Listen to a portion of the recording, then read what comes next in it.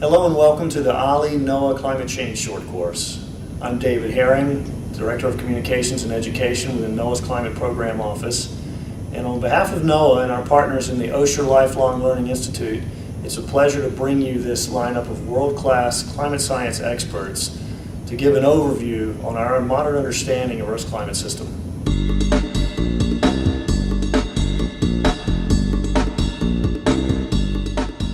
In today's session, we're going to hear from Dr. Michael MacCracken, who's a senior climate scientist for the climate change programs at the Climate Institute based in Washington, D.C.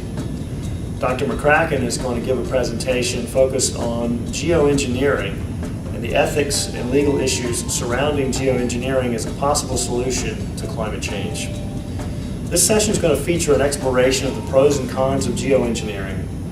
This term, geoengineering, refers to deliberate manipulations of Earth's environment to either prevent an undesired effect or to bring about a desired outcome in the climate system. Some people have proposed various geoengineering solutions as a way to stave off climate change.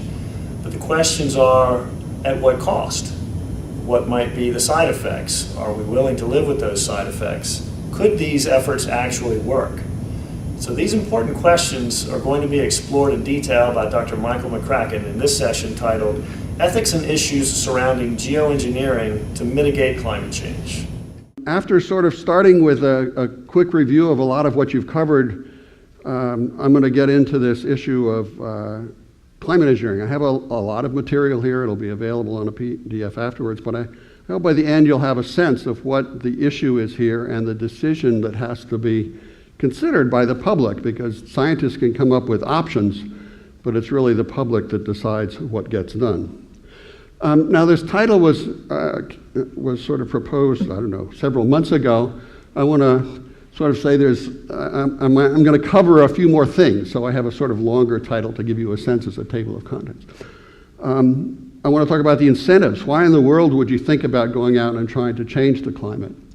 I want to talk about some of the options. I'll talk about some of the issues in ethics and some of the things relating to what we're doing. Now, mitigation is one way to get at it, and I'll talk about that, which is reducing emissions.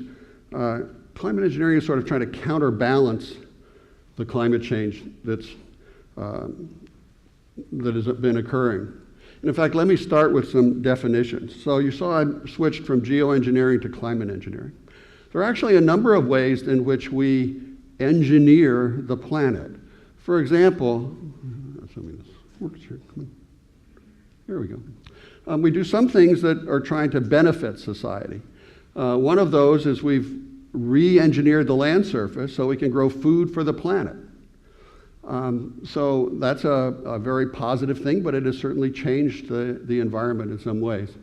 We've done things so that we can have water in various places. So we've done some things that affect the water cycle in various places. Now, we've also had some unintentional things that impact the environment. I see some of you taking notes. Let me again say, this will all be in a PDF file. You're going to wear out your hand if you try and take notes. We've done some things with air and water pollution. We're impacting global cycles. There's emerging concern about what we're doing to how much nitrogen we're doing to change the environment, which sort of causes lack of oxygen in various places and phosphorus. And we're also changing the climate. We're not doing this intentionally by using fossil fuels, but it is a way in which we are changing the climate. So what climate engineering is about, which is I think the emerging term people will be using, is to try and go out, instead of inadvertently or unintentionally doing it, trying to intentionally change the climate and counterbalance what we're doing in some way, try and get it back to the normal that we have and that we're used to and that species evolved at. And if some of you can't see so there are two general approaches. One is to go after the cause of the problem, that is try and pull CO2 out of the atmosphere. We're putting it in by burning fossil fuels and coal and gasoline and things. Pull it back out of the atmosphere.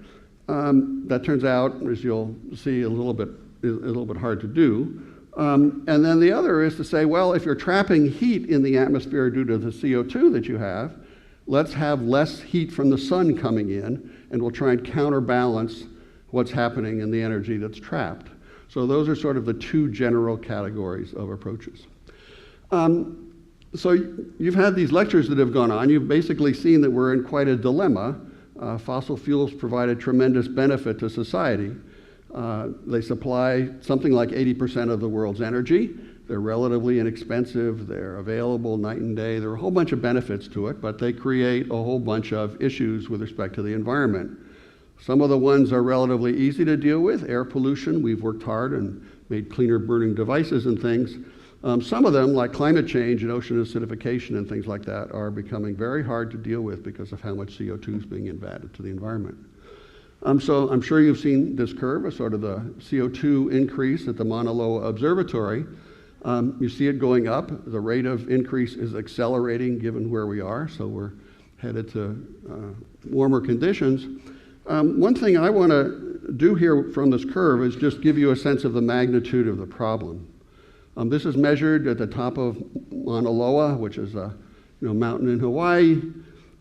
We think it represents the clean air of the northern hemisphere and sort of what's happening. And these up and downs are the seasonal variation. So the level is highest in about March, and then you have growth all through the growing season until September or so, and then you start getting it returning. So the difference between these represents the net greening of the entire northern hemisphere over the annual cycle, and then sort of its release. And the northern hemisphere is sort of separated meteorologically from the southern hemisphere. So if you multiply this mixing ratio, this amount of CO2, by the volume of the northern hemisphere, you find out the mass of carbon that we're putting into the atmosphere and everything, or that the biosphere is putting in and out of the atmosphere, and you can compare that to fossil fuel emissions. So if you multiply that volume, it turns out this is about 7 or 8 billion tons of carbon each year that the biosphere net greens when your gardens green up and the trees get leaves and everything, and then you lose it. Well, 7 or 8 billion tons is right about how much fossil fuels are being consumed each year and added to the atmosphere. So that's a big number. Okay. Now, why doesn't the amount go up each year by the amount we put in the atmosphere? Well, half of it mixes to the southern hemisphere, and about half is taken up by the existing trees and plants take up some, and some gets mixed into the ocean. So the annual increase is about a quarter of what we're putting out. So, and that turns out to go over time. So if you multiply these numbers by 4 and call it billions of tons of carbon, you come out to almost what the emissions are doing. So here we go, and we're headed up, and we sort of pretty well understand that part of the cycle. This change in the atmospheric concentration of CO2 causes warming influences. So this is just sort of a record from the past, the pre-industrial period to the present, of the warming influence of CO2. There are some other gases, and I'm going to talk about some of these later, methane and nitrous oxide and the halocarbons, and some things that create ozone in the troposphere. So, pollutants, these aren't talked about much, but it turns out they're becoming recognized as important. And then there are some cooling influences. Because we put SO2 out when we burn coal, the SO2 becomes sulfate, they become small particles in the atmosphere. When they're taken into clouds, you get more small drops. It makes the clouds brighter, and that tends to reflect more radiation. So that's sort of an important thing to know, because there's some people who want to propose to amplify this cooling effect as a way of trying to offset the warming influence. So the sort of geoengineering or climate engineering approaches are trying to pull CO2 out of the atmosphere or make more cooling influences over here. Our net effect is sort of warming. Because the net is about the same as CO2, that is the sulfates and all these other things cancel, most of the world negotiators focus on CO2. And they just sort of think that's the only thing we have to deal with. And that's becoming recognized as a mistake. There's more we can do because of that. So carbon dioxide is the main greenhouse gas. Let's see, this goes. Talked about sulfate and the net. Okay, this is a record of what's happening because of that. The temperature's going up. These are decadal averages. This is sort of NOAA's way of doing it. The blue dots are annual values. The red is the decadal average. It's sort of been going along, bouncing around down here, and then it went up through this period in the middle of the 20th century. It went up. Some people say it was really warm during the 1940s. It's really strange in a scientific sense that all these warm years occurred during World War II. Somehow the world knew to be warmer during World War II. It makes the scientists say there must be something wrong with the measurements. And so there are concerns about whether this is really this high or whether people are identifying some biases that occurred, perhaps because the U.S. Navy ships and how they took measurements compared to earlier. So this may actually sort of ease off, but it goes up. People have been looking at what it's due to. The black line is observation, so it's going along and then it goes up. The blue is if you just take solar and volcanic effects, then you fit pretty well until you get to a post-war period when the CO2 concentration started going up. If you consider all the factors, the human factors and the natural factors, you actually get pretty good agreement with observations, except maybe during World War II, which may be those measurements. That was sort of identified in 1995. In the more recent assessments, they've actually done it regionally, and you can see the blue is just the natural influences. The red is what happens, pink is what happens when you include all of the influences. You get pretty good agreement on all of the continents. You do pretty well on the land area. You don't do very well on the ocean, and it's during World War II. I mean, so it's kind of interesting what's going on. So we think we have a pretty good handle on what's causing what. That's led the Intergovernmental Panel on Climate Change to say things a few different ways. This first one in 1995 it said, well, the evidence, if you balance it, suggests a discernible human influence. So it was sort of suggestive. 5 years later, 6 years later, they're saying new and stronger evidence that most of the warming over the last 50 years is due to human activities. And in the 2007 assessment, they're saying warming of the climate's unequivocal. Most of the observed increase is very likely, which means 90% chance or better, due to human influences. This is important. These are scientific statements that have to be broadly agreed to. They represent a full international consensus. The IPCC is often painted as a green organization. When you get 180 or 90 countries to unanimously agree on something, let me tell you, it's not cutting edge. I mean, they've smoothed everything off. So these are actually pretty cautious scientific statements and sort of agreed to by the policymakers. And when our groups say it's this strongly, that's a very strong scientific statement. It's certainly strong when you have every nation in the world agreeing with it, and basically every national academy and others. Okay, so what about the future? Well, here go the emissions up, up, up. We've had a little dip for this period of the sort of recession we've had, but it's projected to go up at a pretty high rate. This is sort of the graph that Al Gore had in his movie, that you go back several 100,000 years from the ice cores, getting estimates of what the CO2 concentration is. You can do it in the bubbles, and then you go up to, we're here already, and you can go way high up and have much higher concentrations. There's plenty of coal around. If you've seen the new ExxonMobil ad, they say, oh, there's all this stuff in the tar sands. We can have it for 100, 150 years. We can go way high up on concentrations if we don't get off the fossil fuel cycle. So IPCC has then done some calculations of what that's going to mean. This is sort of, the black is the observed, and then what happens if you continue on with a high emission scenario is the red, green is the middle one, and purple is sort of a low one. That's sort of getting over to green energy pretty quickly. These are all pretty significant increases, and these are all above the 2000 temperature, not above pre-industrial, which is what people talk about. So you have to add, sorry, it's in red here, another sort of 0.6 of a degree. So you're talking about 2.5 to 4 degrees Celsius. So you multiply by almost 2 to get the Fahrenheit change for the world average.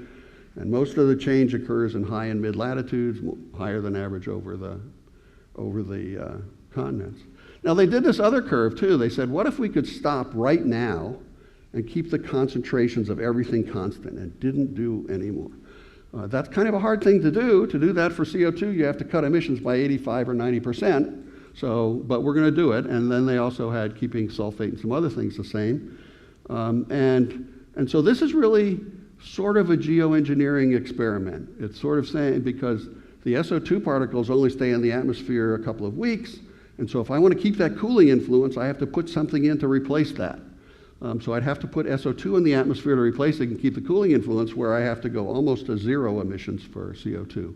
So this is actually a sort of sign of a geoengineering case. It has some continued warming because the ocean is creating a lag, and it takes a little bit more warming to get up to up to the equilibrium value. So I'm going to use this as a sort of reference graph. This actually goes out 2 centuries instead of 1. The purple here is sort of the observed. This is sort of what's projected if you go out and you don't do any controls. It goes way to the high level. And so what do we have to do in order to try and keep us under control? Because of those projections of temperature going way up, you get all these projections of impacts, and I assume you've heard about some, although it might be a course for next year, to look at these kinds of impacts. Because fossil fuels are such a benefit, you look for the ones that would have big impacts. I mean, you're not going to stop using fossil fuels because of some little impact. So if there's a big one that affects health, more severe weather, infectious diseases, other kinds of things, agriculture gets a little bit of benefit because CO2 in some places can help things grow better and use water better, but there's also some problems with pests and weeds and temperature change and soil moisture. Forest change, they're sort of very used to particular kinds of climate in particular regions. You sort of see that when you go up a mountain.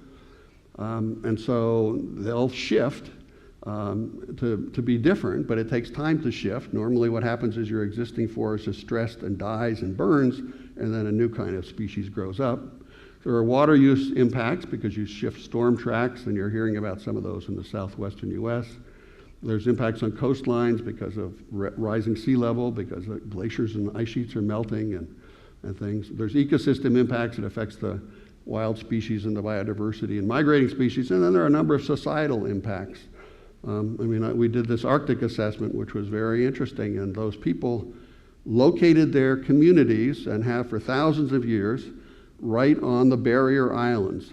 They did that because they wanted to get food resources from the ocean and from the land. And so where do you locate? You locate right on the barrier island. Well, these are frozen barrier islands. Okay, so they're pretty fragile things. When the sea ice melts back and retreats, the winter storms come up, churn up the waves, it comes in and it sort of destroys those barrier islands. The Government Accountability Office did a study a few years ago about what's going to happen with some of these villages. There's about 150 or 160 of them. They're going to have to relocate. Now you say, okay, well, they're just going to relocate. The estimated cost for doing that is about $500,000 to $1 million per person, because you have to move the whole community, all the infrastructure, build it up to standards. It's a huge cost, not just where do you build, but what do you have to do. So there's all kinds of interesting things. So IPCC has done sort of this burning embers diagram, that is, as you increase the temperature from sort of where we've been, and we're about here, and start getting some impacts. If you head up to 1 or 2 or 3 or 4 or 5, the impacts get more and more severe, and some of us say they may be underestimating some of these. But the international leaders have sort of agreed we want to avoid this dangerous anthropogenic interference, so we don't want to go above 2 degrees C. So there will already be some impacts, loss of a lot of mountain glaciers and other kinds of things, but we'll avoid some others. So what we're going to do is try and can we keep the climate from warming below those levels? What are the challenges of doing that? Okay, so if you take this diagram, I put a sort of safe possible non-temperature zone at 1.5 instead of 2, but you want to be somewhere in this range. I have to get this down to here. Okay, so what is my potential for doing that? And that's going to be the question. But in starting, I want to sort of quote the daughter of a friend of mine. She went home one day very discouraged, having looked at this previous graph. Not that one, the one before, I guess, at this, and talking about it. And, oh, my heavens, becoming very pessimistic about doing that. And what her daughter said to her is, geez, you can't take away my hope. There must be a solution to this. Can't we do something about it? And that's what we're going to try and see. What can be done? Is there a path through this if we work at it? The answer, I think, is yes, but that's really the question to work at. So where might we try and interfere and get into the system and make some difference? So this is sort of the interconnection of a lot of different things. I mean, people want to have improved well-being, so they want more goods and services. That takes more energy and products, leads to more emissions, leads to higher concentrations in the atmosphere, leads to climate impacts, leads to them affecting ecosystems, and then they want better well-being. And so you're sort of going round and round. And the question is, where can you interfere with this? Where can you do things? Well, on the one hand, you could sort of ask for less kind of thing. So conservation is sort of getting by with less. That's one step. Another is efficiency, trying to do and produce your products with much greater efficiency. The next is to try and say, well, with what I do, I'm not going to produce those emissions that change the atmosphere. I'm not going to do that. And so a lot of what is called mitigation fits here. This is the emission and capturing emissions that are coming out of power plants and things. So now I have the emissions in the atmosphere. Then comes sort of the first of the climate engineering approaches. Namely, I'm going to try and say, well, okay, if I put it in, I can pull it out. So can I pull it out of the atmosphere? And I'll be talking a bit about that. But now if you let the higher concentrations go in the atmosphere and they're going to cause climate change, can I upset that? And that's where solar radiation management comes. I would try and allow less heat to go here, to go through and affect the impacts. Now I can try and adapt to have less, have the climate change have less effects on me. I can build higher levees along the seashore and other things. So there's adaptation, and I'm not going to talk much about that. That is something you could cover next year. And then there's suffering. I mean, what you can't do on here is going to end up with suffering. And suffering isn't just people suffering. You're going to have to relocate. There are going to be people along coastal environments that have to relocate, or that aren't going to have the resources, not be able to do what they do now. And if you look at what happened in the past when climates have changed, areas have been abandoned. That's what happened with a number of indigenous tribes and others. They just left the region and went somewhere else. That's harder to do today with so many people. So we'll be sort of looking at this path and what we can do about these things. So the first one I'm going to talk about is a little bit about reducing demands and emissions, because you sort of have to have a sense of that. There are a couple of things we can do in here. I won't talk specifically in details, but I just want to give you a conceptual sense of that, because if we don't do this, we can't do anything else. This has to be the first thing it's just an absolute must to do that. So their conservation is sort of reducing the demand for energy and for products. Efficiency is doing it better. Mitigation is switching to lower, no carbon sources of energy, renewables, and other kinds of technology improvements. Now, the first thing, an aspect of that is, and it's talked about most in the negotiation, is reducing the CO2 emissions. CO2 emissions are important to reduce because a fraction of them will stay for thousands and thousands of years. I mean, fuels were developed over very long times when they were buried in the plants were buried and then became fossil fuels. And so this takes a long, it's important to get after CO2. But there are a number of other, I guess, and you'll see that in these plots of what people do. And these are frequent plots that appear sort of in the literature about with CO2, which is, this is CO2 concentration going up. And what is pretty evident from doing some of these things is it takes decades to get that started. And you can see there's a long lifetime. Even if you have 100% reduction in emissions, there's a lot remaining over a long time. And so the warming that occurs, even if you start today and start doing things, you don't get much effect on the warming for quite a long period of time, for several decades. And that's because of the inertia in the system and the long lifetime of CO2. And that's led people to, that's led, as it sort of comments here, to people to say delay. Why should Congress act now if there's not going to be any effect on the climate until 2050? Okay, so I don't have to act now. I'm just going to let it keep getting worse and worse. And so it's a reason for delay. And so in that sense, the ethical issue is you're sort of passing this on to future generations, your grandchildren and stuff. And if you listen to Jim Hansen talking about it, he talks about in his written books about what's the impacts on his granddaughter and future generations. And that's a very important issue. But it turns out there are some other kinds of species besides CO2. There are short-lived species, things that create warming that only last in the atmosphere for a very short time. The most obvious of them is black carbon. When you put out black carbon as soot, that absorbs solar radiation, and so it makes the atmosphere warmer.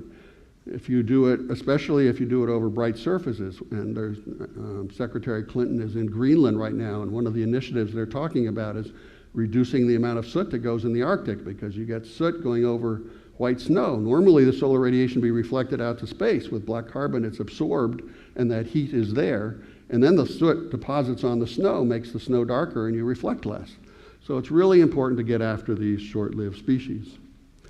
And in fact, if you look at the warming influence caused by emissions during the 21st century, which are the ones that we might be able to reduce, in terms of policy, these are sort of the components of it. So the blue is sort of the carryover from the 20th century. This is mostly CO2 that has a long tail. There's going to be a lot of it around for a while, and you can't get below that. This red is the warming influence from CO2 emitted during the 21st century. And so this grows over time, and it has a very long tail to future generations, which we want to get out. But these pollutant emissions, methane, which is sort of just natural gas, and the pollutants that come out that create ozone, they have a lot of warming influence too. And so if I could get these, and these only have lifetimes of months to a decade or so, if you can get their emissions down, then your warming curve isn't going up like this, it's only going up like that. And that will greatly slow the warming and allow for a greater transition away from CO2. And it's even more important if you think about the contribution of black carbon, which is pretty uncertain. So if we can get the black carbon out from use of kerosene, from use of small cooking stoves, you may have heard there's a small cook stove initiative the United Nations is pushing to help people around the world and stuff.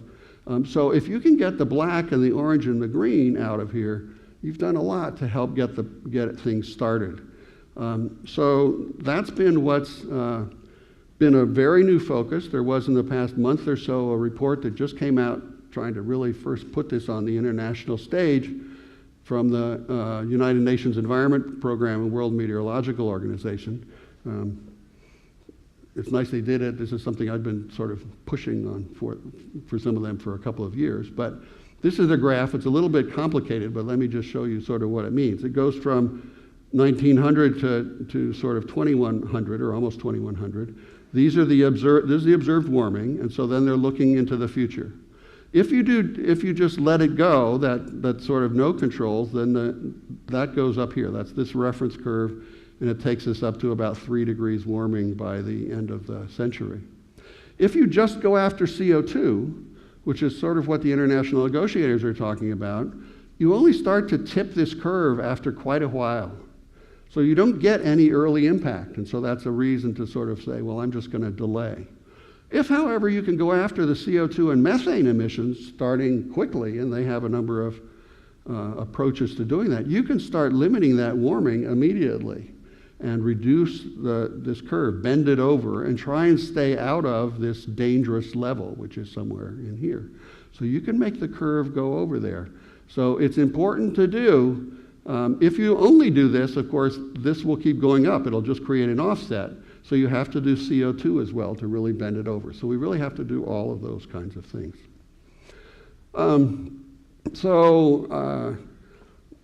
The sort of comments about what you have to do to get after the long-term species. I mean, for the CO2, we've got to get fossil fuel emissions of CO2 down by 80 or 90% to stop changing atmospheric composition. Developed nations need to demonstrate that that can be done, that a modern economy can prosper on low CO2 emissions, and we haven't done that. And so it's a little hard to preach to the developing countries when we haven't shown that. They have to work on, or we all have to work on reducing deforestation, and we may have to try and figure out how to scrub CO2 out of the atmosphere because also of ocean acidification. The short-lived species we can really go after. Nobody wants methane to go out. I mean, you'd like to capture it. You don't want natural gas leaking. People want to collect it. And so a place you might collect it from, for example, the Chinese are ordering machines from Deere to suck the methane out of coal mines, because if you leave the methane in the coal mine, it explodes. Then they have miners killed, and then they get social disruption. They don't want it. There are a lot of reasons to go after these other pollutants. So you go after methane, you go after air pollution, you go after black carbon, and there are a whole bunch of other reasons to do that. In fact, many of these other countries are already doing that, and it turns out it's going to make a big difference. And we have to do it more too, but there are many things to do. So those are sort of the first two steps. And if you do that aggressively, you can take this curve where the temperature was going way up here down to maybe somewhere in here. So we're not at 2 degrees and less, but we're at 3 degrees, but we've got a much more manageable program, effort or thing to control. So if we stabilize this at sort of this 550 parts per million, and remember we're at 390 now for CO2, we might get to there. Okay, so, but that's not getting us down to this safe region. So what else can we do? Do we just have to suffer this warming, or can we do more? So that's where we come to carbon dioxide removal as the next kind of thing to take on. So what is the potential for that? And so I've sort of added that because it's an extension of mitigation. It's reducing the amount of CO2 in the atmosphere. And there are two general approaches to it. One is to try and enhance the natural sinks, make forests and other things, the oceans take out more CO2 themselves. And the other is to try and scrub it out of the atmosphere. The trouble with most of these things is it takes a lot of time. This is a lot of carbon to pull out if you have to pull out the equivalent of the greening of the northern hemisphere or something like that. So what are ways to do it naturally? Well, one is reforestation. And so there's been a lot of forest regrowth in the northern New England and across parts of the United States. You can put forests in new areas. But that does compete for land, and it competes for nutrients, but that's one interesting approach. There are efforts to try and gather biomass and just bury it in various ways. Sometimes you might make charcoal, and if you put that in the ground, that's nice because it helps hold moisture, and so if farmers were to do it, it helps be a fertilizer for their soil, or helps an amendment to their soil and stuff. So there are ideas for doing it that way. There are ways of using biofuels with coal-fired power plants where you capture the CO2 and you try and bury it. It turns out not yet to be cost-effective, but it's sort of a longer-term approach. There's thoughts about increasing the uptake in the oceans. It turns out there are places in the oceans where there seem to be nutrients that aren't used, and that appears to be because there aren't some micronutrients, mainly iron, that haven't gotten there. Their water, their land, and their ocean areas that are far from the continents, and so they don't get dust that comes down and helps provide that mineral fertilization. And so there have been some studies seeing if you could do this. That will have some impacts on the oceans and the ecosystems in the ocean areas. And then there's this issue of scrubbing CO2 out of the atmosphere and then sequestering it, putting it somewhere, down in old oil wells or down in salt beds and other things.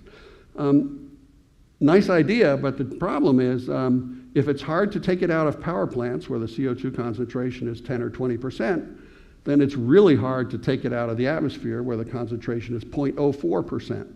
So you have to have a huge enterprise to do this. There are a whole bunch of people trying to figure out, are there any shortcuts around that? And can you power that with renewable energy like in the center of Australia or something? But this is going to be hard to do. If I want to keep CO2 below 450, it's going to be hard to do this. But I should make the try. And to give you a sense of how big a challenge it is, this is just different units, let me say. This is sort of what we're talking about, and then this is billions of tons of carbon, which is the unit scientists use. We keep track of the carbon atom. The international negotiators want to keep track of CO2, and so they use a number that's 4,000 times larger about. And that makes them sound like they're doing bigger things, but it's just their way of making it seem like a big number. Scientists sort of use the carbon one. So emissions are maybe 8 or 9 billion tons of carbon, so a little over a ton of carbon per person per year in the world.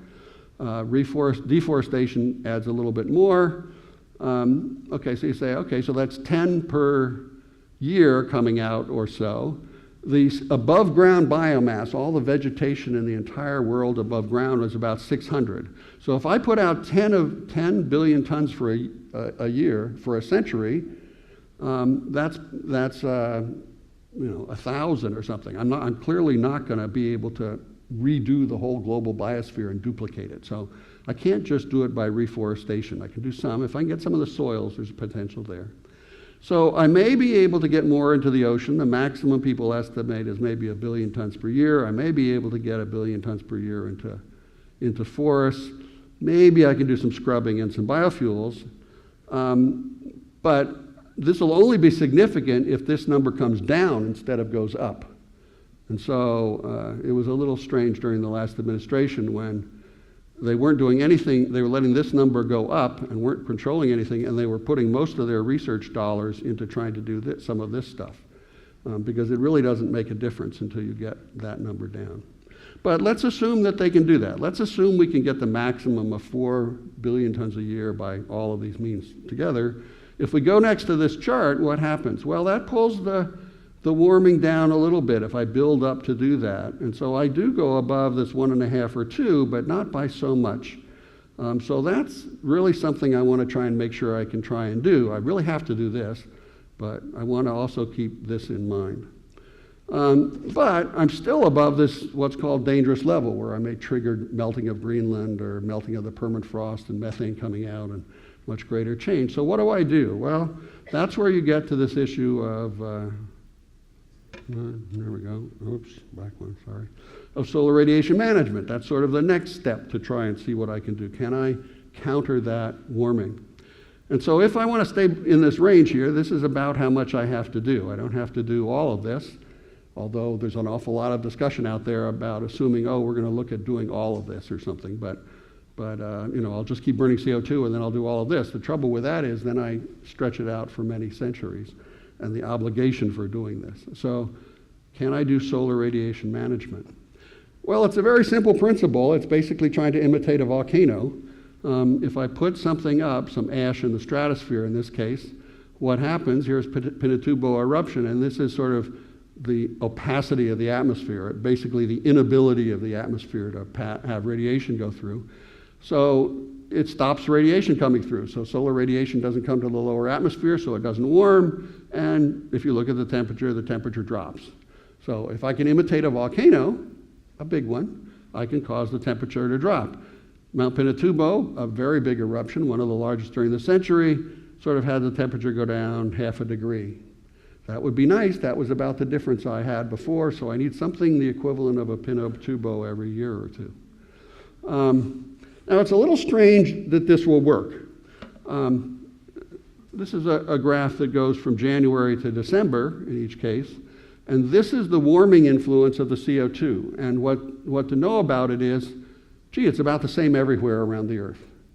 So the warming influence by the greenhouse gas is about the same everywhere. But if I cut solar radiation, and I do it evenly everywhere, this is what it would look like. I mean, I get zero effect in the middle of the winter in the polar regions because there's no sunlight.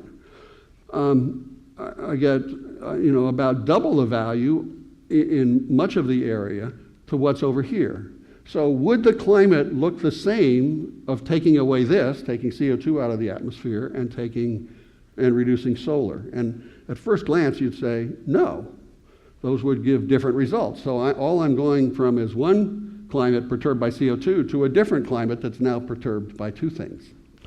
Well, what's interesting is if you take the models and you say this is the warming that you get from 2 times CO2, which is some warming in lower latitudes and a lot of warming over the continents and in high latitudes, and you take the radiation down about 1.8%, you get to this sort of even change we had, which is near zero temperature change over the whole planet, even though you had that very different seasonal pattern.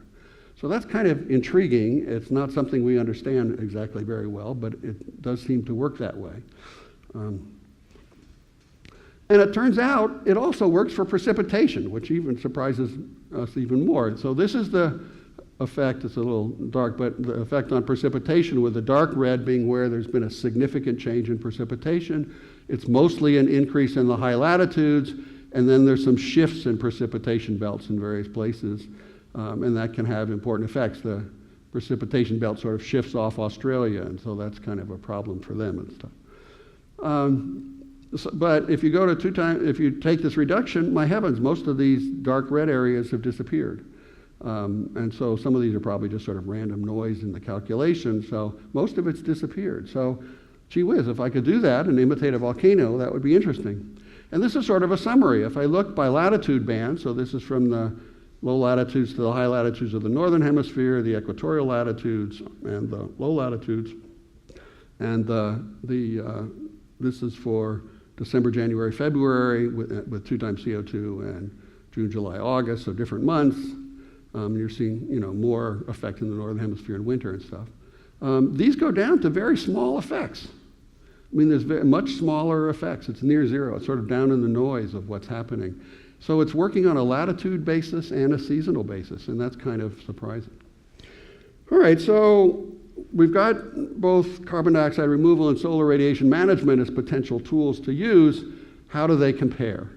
And so this is sort of a chart to try and mention some of the issues and to understand that there are different influences. So the different kinds of climate engineering we have are different.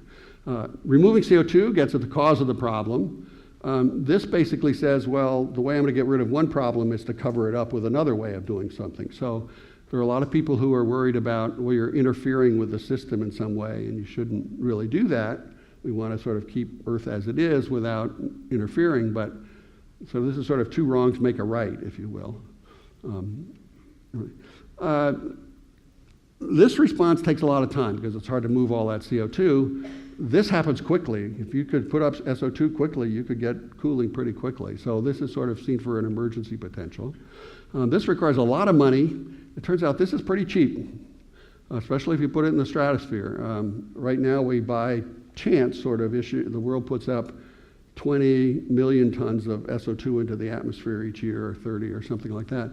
I only need a couple up in the stratosphere. So all I have to do is figure out how to get 10% of what we put out as sort of a small pollutant up into the stratosphere. Turns out that's not too hard to do. We don't think. This won't have much effect until I get emissions down, and this can have an effect sort of almost instantly if I want to. There's not many side effects to this because I'm getting at the cause of the problem, where there are going to be some potentially significant side effects here. If I basically remember the volcanoes, what people listen about volcanoes, they say pretty sunsets, pretty sunrises. Yeah, we'll get those, but it sort of whitens the sky. It makes it less clear. It'll cause some shifts in storm tracks because of where things are happening. It may affect the ozone hole and stuff like that. Removing CO2 is something you can do locally, so one country can just sort of do it. And that will, everyone doing it their own way will help. Some might grow more forests, some might do something else. If I'm going to change the whole global climate by putting SO2 in the stratosphere, I have to figure out how to get global agreement. That's going to be a lot of work and stuff. This final one is this issue of, well, what happens if something goes wrong and it isn't working? I can just stop this one if I pull out too much or whatever. This one, I have to sustain it for a long time. And if I'm sustaining this effect and I keep emitting CO2, then taking this away, I'm going to get a jump in warming pretty quickly because of that, if I take away the cooling influence. So there's a lot of worry about what happens if somebody starts it and then suddenly it stops. All right, so let's talk a little bit more of the solar radiation management so you have a sense of that. I can try and do it at various levels. I can do it up in space. Have less solar radiation reach the Earth. I could do it in the stratosphere where volcanoes do. I can do it in the troposphere, which is where the SO2 from power plants has its effect. Or I can try and make the surface brighter and more reflective. That's a little hard because I have to go all the way down through the clouds to get to that effect, but I can try that. So I'll just sort of highlight what this is and give you a sense of the challenges. All right, if I want to stop it one way, and it would probably have the least the influence, is it turns out there's a point called the first Lagrange point, which is a point where the gravity is the same, pole is the same with the sun and the Earth, and I put a satellite up there, and it'll go orbiting around just in there, and it'd be like a sort of solar deflector, and the sun would just be 99% as bright as it is, and everything. The only trouble is this thing has to be about 1,000 miles in diameter, and it'd be a screen, and you'd have to build a production plant on the moon is probably the easiest way to do it, or something. So it's a little bit expensive and far-fetched, but it wouldn't have many side effects. So, theoretically, there are people who have a few other ideas. The National Academy looked at something in 1992, which is let's have near-Earth orbits. I mean, you've seen the satellites; they're reflecting some radiation from the Earth. It turns out I need 55,000 of them or something, and each of them would have to be sort of 6 miles by 6 miles as a layer. It's huge. It would be crazy. I mean, how do I keep them from crashing? How do I keep them up there? And the sun would flicker. You'd have all these eclipses. So that isn't sort of proposed. Whoops. So the next one is to say, okay, let's try and really imitate a volcano. We have some experience knowing what they are. Can I get it up there? There are a range of ideas about how to do it, none of which have been really tested. But there's no research program on it. But it turns out the amount of material isn't much. If you could hold a couple of fire hoses up with helium balloons up at high levels and pump SO2 through it, you could get enough stuff up there. It's not all that much material. But of course, as storms come along and blow things around, might be a little hard. The National Academy actually found the cheapest way was just to take big artillery guns, put them on islands and tropical areas, and shoot 1,000-pound shells of sulfur up into the stratosphere. And they thought that would actually be pretty expensive. You hear people talk about the cost of carbon and reducing CO2 from mitigation, and people are talking $50 or $100 per ton or something. Their estimate was $5 per ton or something like that. So relatively inexpensive if you were to do it or something. There are a lot of people looking at high altitude aircraft, especially if you specially designed ones, what you could do. You'd have to keep doing it and doing it. And there are a whole bunch of other ideas. Can you create a little volcano? Can you set off little balloons that float up there? There's a whole bunch of ideas that haven't really been sketched through, although the most looked at ones are probably some special kinds of aircraft and then this pumping it up in some way. And just to give you an indication of what some of this might do, if we're going along with the present sort of temperature going on, if you were to be able to put enough SO2 in the stratosphere, and one of these was for the Arctic, and the blue is for the Arctic, if you do it in the Arctic, and the other was for tropical, you can get the temperature back down. Now, nobody really wants to go back to the temperatures of 1880. We've sort of, in the 19th century, we've sort of gotten used to warmer conditions, but you could scale and you could try and limit future warming, but this becomes something you'd have to do indefinitely, and it would have to grow over time. Now, there's things you can do in the lower atmosphere. We could put out more SO2 if we were to do it wisely, and we wouldn't put it out where we do now for coal-fired power plants. You'd try and do it out over the open ocean and have a low concentration out over the open ocean where it wouldn't affect people, because this whitening of the skies not only affects the skies, it reduces a lot of the solar radiation that comes down for solar energy. When I was out at Livermore, we had the team from Sandia National Labs come over, and they built the first solar power tower in Barstow, California, which are those big arrays of mirrors that reflect all the heat to a particular point, and you make metal melt, and that's your circuit for making energy and stuff. And they had turned it on. They designed it. This was going to really show DOE how good it was. They designed it 110%, so it was going to really work. And it came in at 80%. And they came over to say, well, we know there's a volcano that went off, but how could that be doing it? We have this solar monitor here that's measuring solar radiation. It said solar radiation only went down by 2%. So how can that have an effect, a 25% effect on the device? Well, it turns out they were measuring the total amount of solar radiation coming down instead of just what's coming in the direct beam, which is what they need in the mirror. And so we said, go get the slightly more expensive instrument, and if you do that, and they did that, and they found that, the direct beam had gone down about 25%. So this is a real impact on solar technologies if you do this. Now, in the troposphere, you might be able to do it. The sulfur dioxide we see is this whitish haze you see when you fly over to Europe and stuff, downwind of industrial areas. Now it's much more downwind of China and stuff. So you could do this, maybe out over the oceans. There's another plan that says, well, I'm going to make, instead of just trying to make the sky brighter, I'll try and make the clouds brighter. And they have they try and make more small particles, and I'll show something on the next slide on that. You can try and increase the reflectivity of the land surface. You can try and paint your roofs white and roads white. That turns out to be a very small percentage of the area. There are ideas to try and make vegetation brighter, but by genetic engineering, everybody's a little worried about that one. And you can try and figure out how to make the ocean brighter. One way you say, oh, well, I'll float something on the ocean. The trouble is, to have so much big effect, it has to sort of be the size of a continent almost. It's sort of big out in the Pacific, But there's a new one that's actually interesting, which is blow bubbles. It's basically trying to imitate a ship wake and put very small bubbles that last over time and try and see if that'll help brighten the ocean. But the people one of the ones that's farthest along about cloud brightening proposes this kind of device. This is a ship about the size of a clipper ship, and it's a sailing ship, okay? You don't see any sails, but this is a sailing ship. It's a trimaran, so it's very stable. And so what it's doing is spraying a mist of seawater out the top. So how does it get its energy? Okay, these are columns like a mast, and you spin them. And if you spin them and the air is blowing by, it will blow faster on one side than on the other. So it's just like an airplane wing, where the air goes faster over the top and slower under the bottom, and that creates a low pressure on top and gives the airplane lift. And these are the same way. You spin these, and that, because of the pressure you create, it basically caused the ship to go through the water. And you say, that's got to be crazy. Can that be big enough? Well, it turns out the Germans built a ship like this in the 1930s. And there have been some experiments. You may have seen a Discovery show. They went out and they couldn't believe it either, but they built one, and a small one, and it sort of worked. And so the idea is you sort of need the order of dozens of these per year to offset our CO2 emissions. Because they're trimarans, they're very stable. You don't have to set sails. You wouldn't need any people on them. You could actually remotely pilot them around, and they would go under the marine stratus clouds, those bright clouds off the coast of California.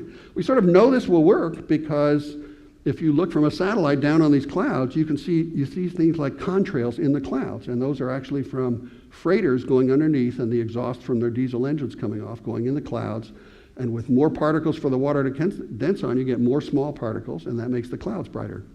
And it isn't by all that much, but if you do it in enough areas, you can make it happen. So it's kind of an interesting, far-out kind of thing. And, of course, it'd be easy to stop. And the amazing thing is, we've done some calculations trying to figure out these things.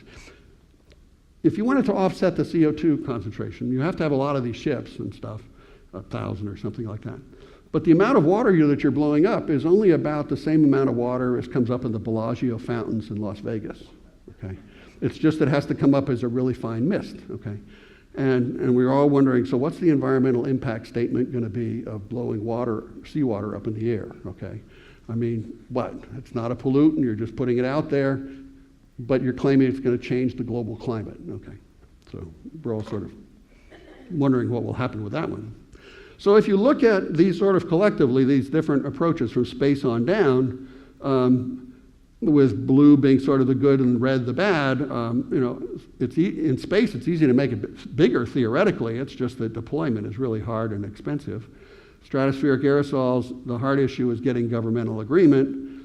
Cloud albedo, well, it's got, you have to do quite a bunch of things all over the world with say, those ships or something like that.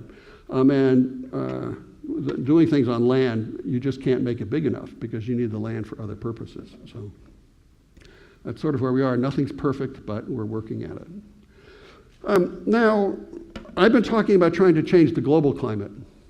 Instead, one might want to try and talk about just going after some regional things, and this will be the last thing I go through really quickly.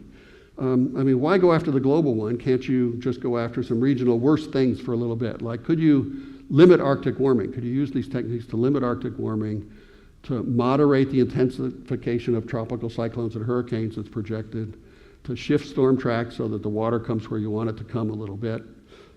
We sort of know that sea surface temperatures can do that. To try and sustain the sulfate aerosol offset, or to limit rate of ice streams going. So it'd be interesting to look at these kinds of things. For the Arctic, where we did an assessment, and there's an interesting sort of report available about all that's happening up there now, they consider they're in an emergency situation right now up there. And the Arctic affects us, and this is kind of a fun thing. I don't know if any of you read The Onion, but this figure is from The Onion.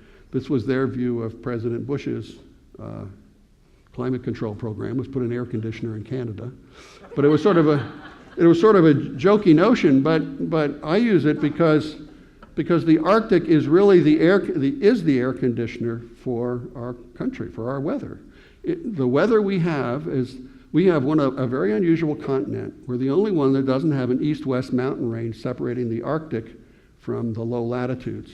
And so cold air comes out of the Arctic and warm air comes up from here, and they collide, and we get these big convective storms, tornadoes, and all the rain and everything else. As you have less cold air coming out of the Arctic and you have more moist air, it's going to change location and shift, and it's going to cause storms. And so you hear about all the problems in the northern Great Plains. If you have 2 inches of rain in Alabama and Mississippi, big deal. The geography's sort of used to it. If you have 2 inches of precipitation up here, either as snow accumulated and everything, they're not used to it, and they don't have the river channels for it or anything else, and you get more flooding. So the Arctic is really important. So you might try and do something to save the Arctic. Stu Ostro is interesting if you want to look at changes in weather and things about this. You've all probably been here in Washington longer than I am. What I remember about Washington from the mid sort of 20th century is the weather is, in the summer is you get these nice moist hot days, and then a thunderstorm comes by and it clears it all up, and for a day you have cool things, and then the moist air comes back, and then a few days later you have a thunderstorm, and it sort of cycles that way. Well, we haven't had any lack of warm, moist air. A few years ago we had, I think, a couple of months where we didn't have a thunderstorm, I think all through July and August. The lack was not having a trigger. It was not having the cool fronts coming out of Canada down and triggering those thunderstorms. I mean, Atlanta doesn't have a shortage when they were having the drought. They didn't have a shortage of moist air. Okay, so they had a shortage of the triggering mechanism in the cold fronts. And so you get these droughts and everything, and this cold air is less. I mean, the other thing I sort of was asking Bob Ryan about the other night was, it's taking longer for the fronts to get here. The weathermen keep saying, it's coming, and it doesn't come. Well, that's in part because for the front to get here, this cold air has to build up on the northwest side of the Appalachians and then flow over it and come under our air and trigger the storms. Well, if there's less cold air coming out of here, in terms of amount and stuff, it takes longer to get over the Appalachians. And so we're getting these different kinds of things, so it's affecting our weather. All right, so there are a bunch of possibilities. There'd be a lot of benefits. It would sustain sea ice and the species. It would help reduce erosion. It actually turns out it would keep a lot of precipitation. It would allow more snow and the mountain glaciers and stuff to build up. It would sort of keep the permafrost around instead of melting, so it would be really nice to have. We've done some calculations where you just sort of take away solar radiation up there, and then you run that kind of case, and it turns out, indeed, here's the 2 times CO2 case, if you can cool the Arctic back to about the normal kind of conditions. And it has some benefit in mid-latitude. So if we could do something just in the Arctic, which wouldn't have adverse effects down here, that would be beneficial.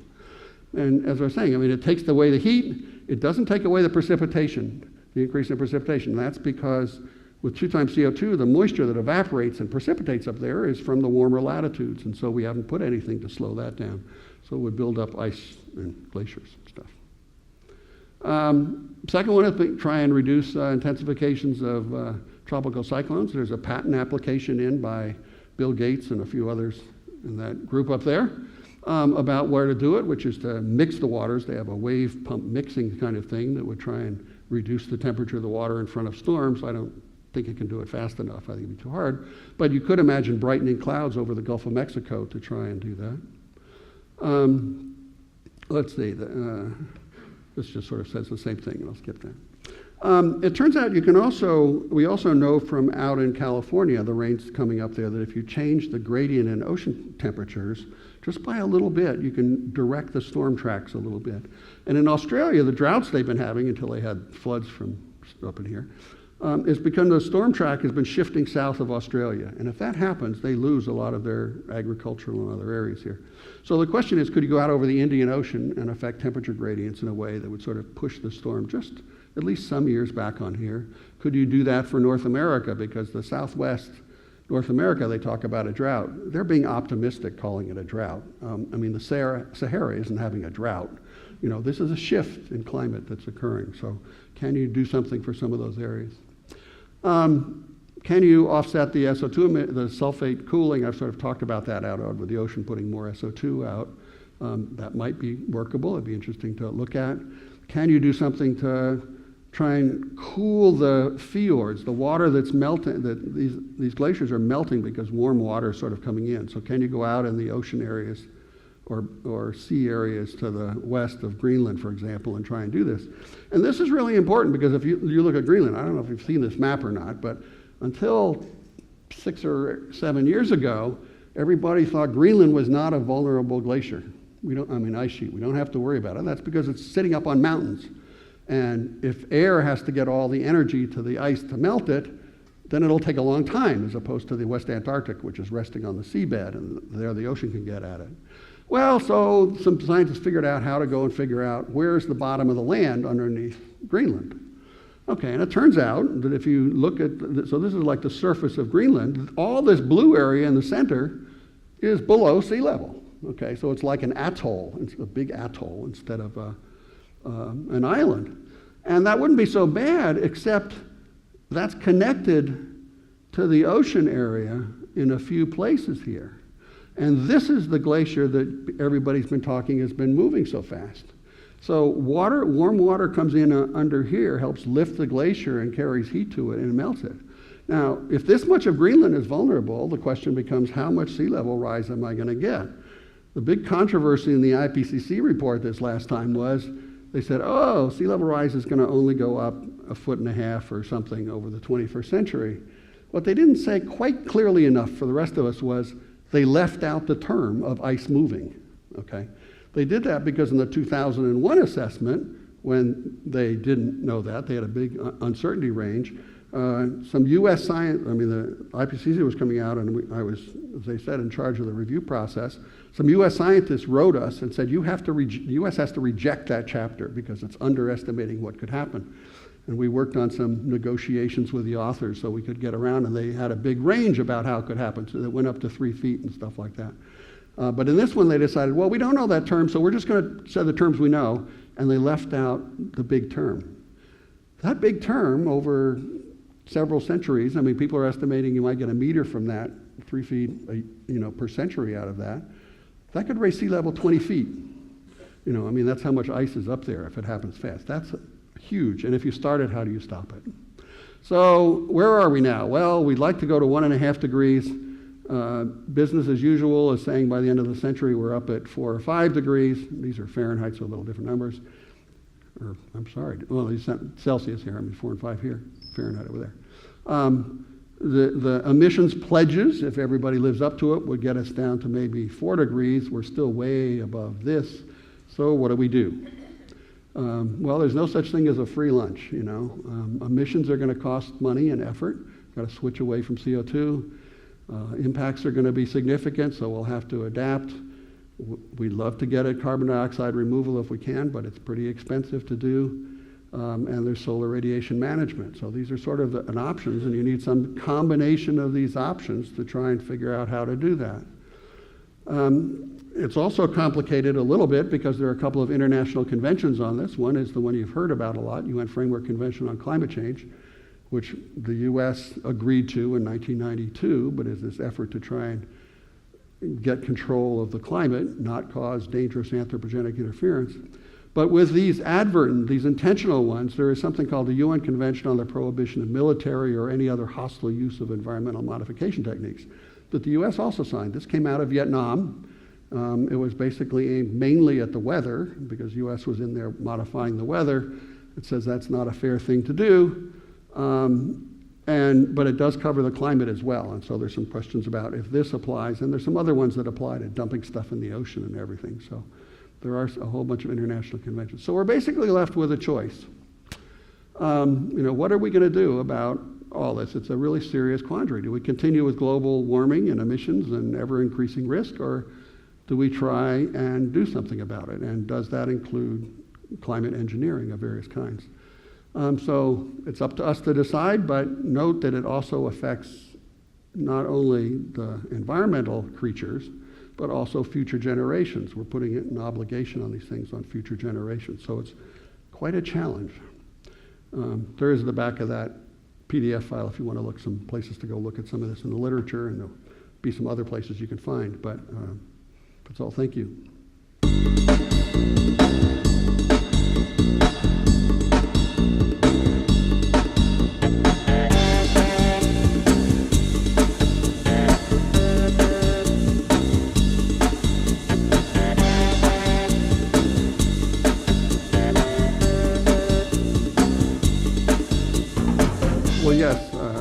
First, there are efforts to try and capture the CO2 out of power plants. So if I can chemically capture it there and then dispose of it somewhere, it might be underground somewhere, it might be under the ocean somewhere, And there are a number of others who are instead taking that CO2, putting it through a greenhouse, growing a lot of algae and making biofuels, which means you're sort of getting 2 times the energy out of that carbon atom that you release, and so that makes it more efficient. And the CO2, as I sort of indicated in the power plant stream, is maybe 10 or 20% of the air, so there's plenty available, and it sort of works productively pretty well. The other question is, can you take it out of the atmosphere? Can you just scrub it out of the atmosphere? And there's even been some prizes set for people to try and figure out how to do that. So there are a couple of groups trying to figure out how to do that.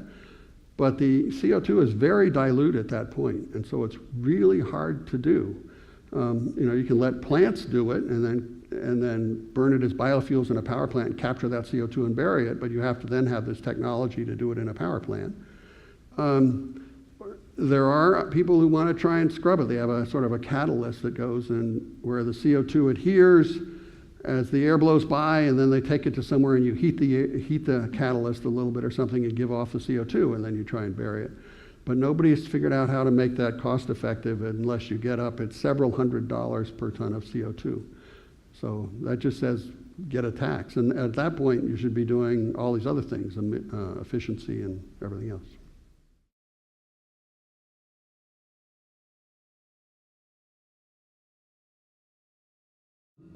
You could. It turns out following the volcanic eruptions, when we get this imitation of what would happen in the stratosphere, the biosphere actually takes up more carbon. And it does that because we think the light gets scattered, and so the light comes in from more different angles in a forest canopy and gets to lower in the canopy, and you get some different plants growing and more growth lower down. Now that'll change the ecosystem, and nobody knows quite how far that would go, but you have some effects. But there are a huge number of potential environmental effects if you start having more diffuse radiation. I mean, some animal, bees and other things, I think, see in different parts of the spectrum and other kinds of things. So there are problems like that. There are ideas for saying, well, why use sulfate in the stratosphere? Why not figure out some small particles that instead of scattering forward 10 times as much radiation as they reflect, just reflect radiation, okay? In fact, Edward Teller had a very interesting idea for how to do that. I mean, if you have a corner and you have a handball or something and you throw it into a corner like that, it will come out in exactly the same direction it went in as it bounces off the walls. So if you could make little particles that are all made of corner reflectors pasted together, then the sunlight that comes in on them would reflect right back out, and you could make them of a size so you don't have too much scattering. Now, that's not easy, and you have to figure out how to keep them up there and a whole bunch of issues, but there was even a patent issued in the mid-1980s by a person from an aerospace company who had a particular metallic compound that he thought would reflect more efficient as a reflector. So type of particle is something to look at. Sulfur is cheap, and so these particles might be expensive, and so that becomes an issue. I once actually did a poem about it with Scientific Answer, which in the end talked about some balloons. I mean, President Bush Sr. had his, 1,000 points of light or something. I had my trillion points of light, which were balloons that would reflect. And everybody said, yeah, but then the balloon will pop and it'll come down and rain on you or something like that. So there are a bunch of ideas. They haven't been looked at in any systematic way. The countries just haven't thought that it's worth doing yet. So.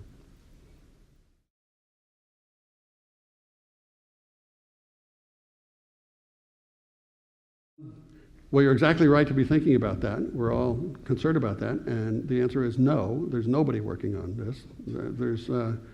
The Royal Society had a report almost 2 years ago, and there are a few little efforts in Europe that are starting up as projects to see some of this, and there are a few projects in the U.S. looking at using climate models and other things to try and see how much you would put in or patterns or something like that. But there's no research program on it at all. It isn't an option right now. It's not an option because, I mean, the countries just haven't thought that it's worth doing yet. So. Well, I think it goes back to actually to the 1950s. There were ideas and notions coming through the 50s that society and engineering could do anything. So we were going to have nuclear power, and it was going to be too cheap to meter and everything. There were also at the time suggestions about changing the Earth's climate, about melting the Arctic sea ice in order to go up there and get the resources out and stuff like that. For quite a number of reasons, nothing came of that. And thank goodness, now we want to keep it cool or something.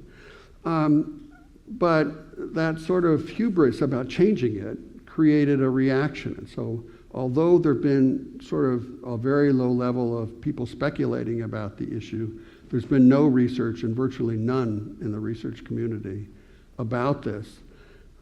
It came up in this 1992 National Academy report. They listed a set of the possibilities. Nothing came of it then. It arose a few years ago when Paul Crutzen, who's a Nobel laureate for the ozone problem, and had also been elected to the legislature for a while in, I think it was in Germany, basically said the negotiations are going nowhere and the planet is getting warmer and warmer. We better start thinking about this.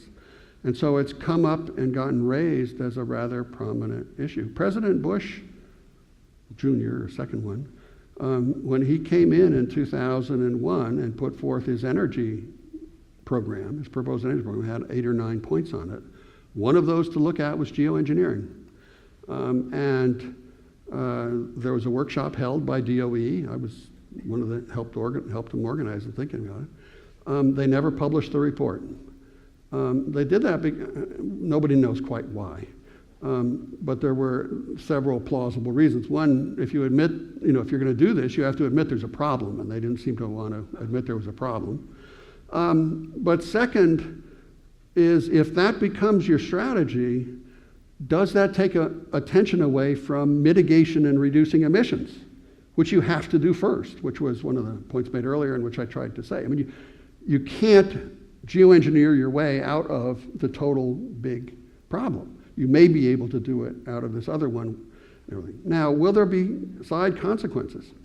Yeah, there's no such thing as a free lunch. Can we keep them limited so that they're less than the consequences of not doing it? It's not a question of, do I do geoengineering or not?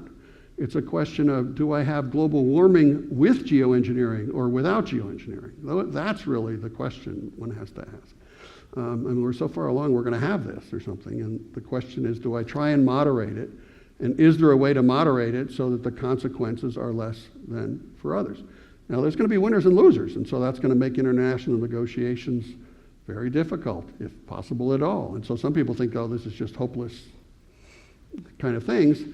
But even if it is, it gives everybody a sense of how big the problem is and the predicament we're in. So it might even spur mitigation because you might say, well, I'd like to avoid that so I don't pass responsibility for solar radiation management on to future generations, for a century, that they have to do it.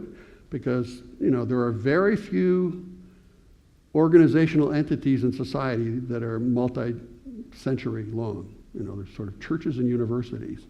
And is that how you're going to sort of work your way through and trust that it will keep getting done? And how do you think about the moral aspects or ethical aspects of it? Very difficult questions.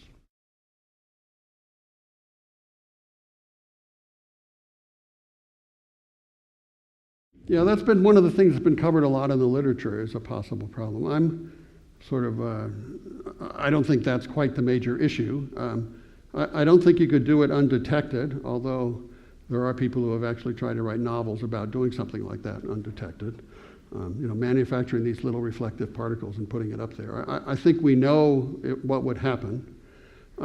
It's also such a diffuse kind of benefit to people, it's hard to see how you would do some of these things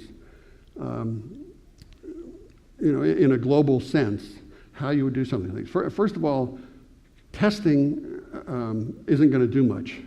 I mean, most of the testing that you're going to do is going to be pretty limited. I know there's some people say the only way to test it is to really do it.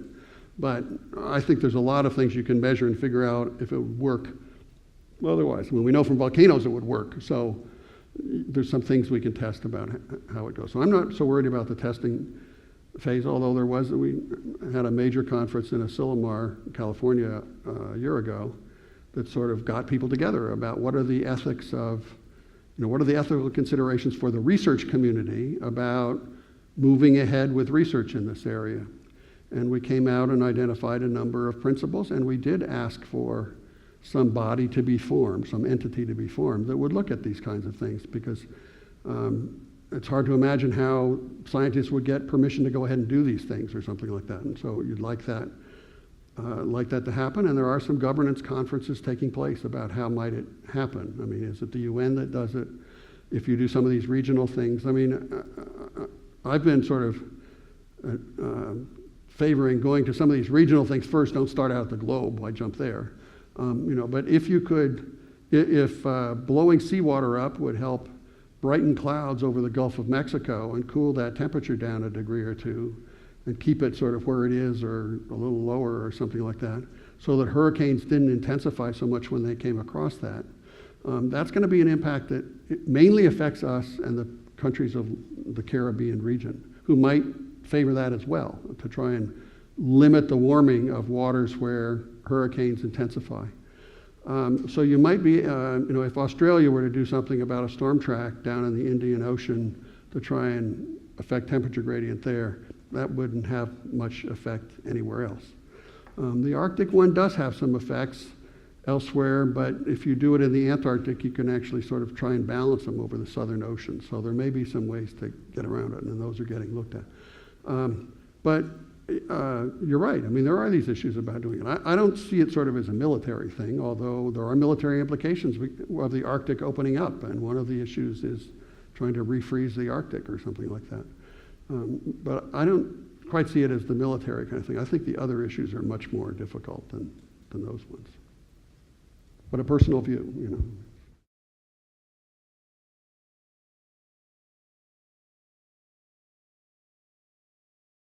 Well, on the first one, that's an interesting question. One of the things I, as a scientist, got asked to do was advise the Catholic bishops when they were putting together their statement, almost 10 years ago now, I guess, 8 years ago, about that, because they sort of said, aren't we going to get, if we say something about climate change, aren't people going to come about population and birth control and other things? It really depends on what the choices are people make. If we only had the 1 billion people we had in the developed world, and we keep doing what we're going to do, we will continue to have this kind of climate change. So we alone, with nobody else in the world, could do it. One of my papers a few years ago focused on this notion of trying to make a deal to break this deadlock between developed and developing countries, to get the developing countries to focus on short-lived initially and us to do the long-lived.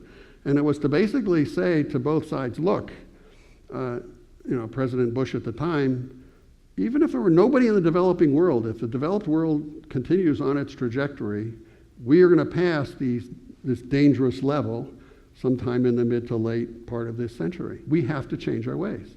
Developing world, even if the developed nations were not putting out anything, if our emissions instantly went to zero and they continue on their trajectory, we will also pass that threshold. And the differences are only by a decade or two. We both have to act on this, so we really both need to be serious. But it depends a lot on what the choices we are, what choices we make about what kind of energy you choose, where you get your energy from and how much you're willing to pay. And if you can do renewable and other kinds of energies that have much more modest, sort of more local impacts, then you can do better. If you try and have everybody get it from fossil fuels, you'll be in trouble, and that applies to any subset of the world population. Are there thresholds? Yes. We don't know where they are exactly, but it's pretty clear there must be some. One is there's a lot of carbon that would probably come out as methane if you melt the permafrost. Well, we have a freezing point. If you start getting the temperature up, we know we melt the permafrost and methane comes out. It's starting to bubble out in some places around the world already.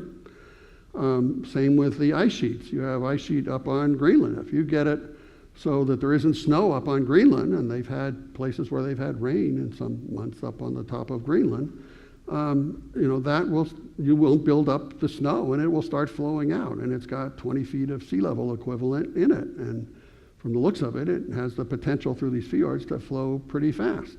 And once it gets started, then the level of the ice sheet goes down, and as you get lower in the atmosphere, things get warmer. So it's warmer, and you keep going. So yeah, we'd love to avoid those kind of thresholds, and there are certainly others. But those are a couple of examples that we'd very much like to avoid. And that sort of was why they chose 2 degrees as a sort of level of danger. Now, there's a conference you may be reading about in the literature called the Anthropocene, which is what that Nobelist Paul Crutzen developed as a term, that we're switched from sort of the natural world controlling for the last 10,000 years, since the ice glacial period, to humans taking control of the system. And they're calling it Anthropocene, and they've sort of proposed some limits to try and make sure you don't do much. And the proposed limit on CO2 that they've been using is 350 parts per million. So that's below where we are. We're already past that, and we're already past it on the nitrogen cycle and some other things.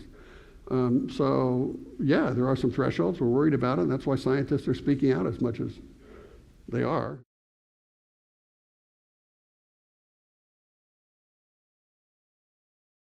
There are a whole bunch of notions of things going on that may be changing the climate and everything. That the Air Force is going around putting out a sort of mist up there and doing things. No, I don't think there's any of those kinds of things going on. I mean, changing the global climate is a huge effort. And stuff. Changing the weather is a very large effort. There are, a few little things going on. I mean, apparently Department of Homeland Security is trying to see if there are ways to try and limit the intensification of hurricanes. At the moment, it's mainly a theoretical effort. It was attempted in the 1960s out over the Atlantic to try and do that. They ran into a number of problems. One, you had to be so far from land to do the experiment that it was hard to measure things. Second, each storm was different and you didn't have any good control, so how do you figure out if you've made a difference or not? We've gotten around that problem because now we're getting better and better computer models, and you can try and experiment a little bit in that way. But the main problem is if I change something out there and the storm comes in and hits somebody and does something, you're going to get blamed for it. And so there's a huge legal liability issue and everything.